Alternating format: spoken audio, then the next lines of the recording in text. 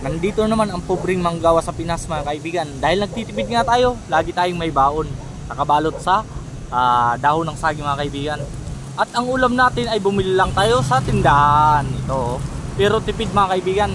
Pampulutan lang to mga kaibigan ng manginom ano. Pero tayo, inuulam natin to. Mani ano. Salted naman mga kaibigan, the best to. Oh. Pwede rin tong ulam. Mani eh. Ang sarap to. Ginagawa nga tong peanut butter eh. Kasi yung peanut butter mga kaibigan, inuulam ko talaga yan. Saka maraming luto na pagkain na pagka walang peanut butter hindi masarap. Ang sarap nito mga kaibigan.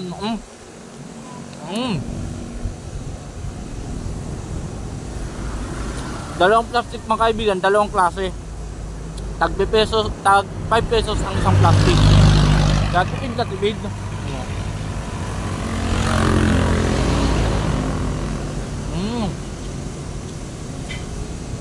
Dito pala tayo mga kaibigan, nagruta sa Dait, Camarines Norte. Kaya may baon naman tayo. Nasa may part tayo ng ano yan? Cleope Ecology Village. Sarap. 10 pesos lang mga kaibigan, may ulam ka na. Ganyan pagbatipid. Hindi tayo titigil sa pagtitipid dito sa Pinas. Buhay Pinas mga kaibigan, hindi basta-basta. Hindi ka marunong mag-budget, magtipid. Aba, mababaon ka sa utang. Kaya ako, kinagulaan ko magtipid. Kapto. Bagay na bagay mga kaibigan, pang ulam. Try nyo din to. Kung walang-wala kayo, walang masyadong pera, try nyo to. Masarap yung ulam. Walang arong biro mga kaibigan.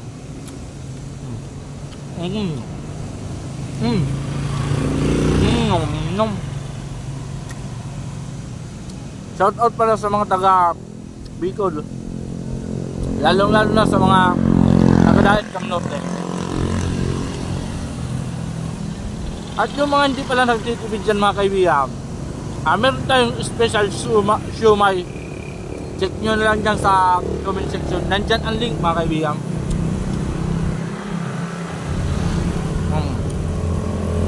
Sarap.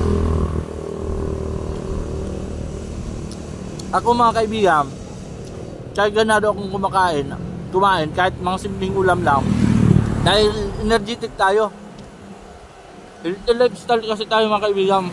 At nag-iinom ako ng organic barley araw-araw. Nandyan din sa comment section mga kaibigan. Baka gusto nyo rin uminom. Check nyo na lang ang link dyan mga kaibigan.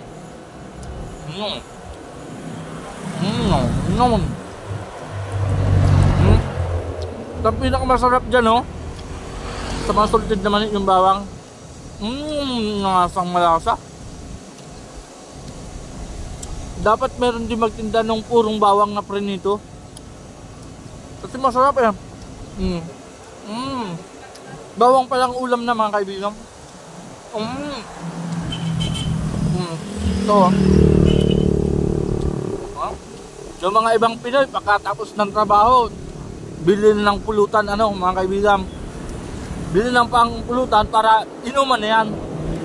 Pero tayo, bili tayo ng pampulutan pero pang ulam.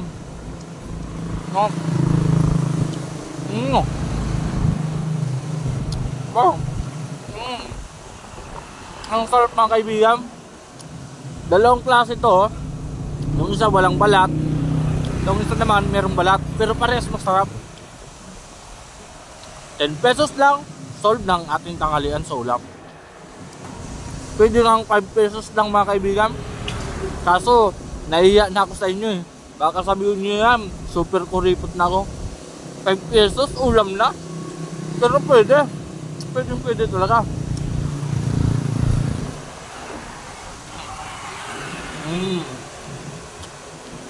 Pampulutan edition tayo ngayon eh.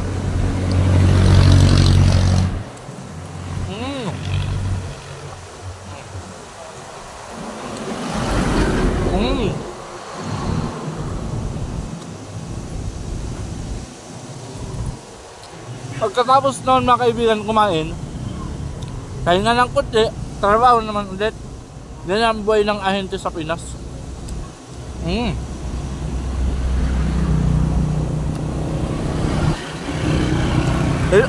Huling subo para sa tagumpay mga kaibigan, oh. Salamat pala sa mga patuloy na nagsusuporta sa atin, lalo mga Bicol vlogger, mga kabayang kong Bicolana na mga vlogger, ano. Maraming salamat sa inyo. Nom nom.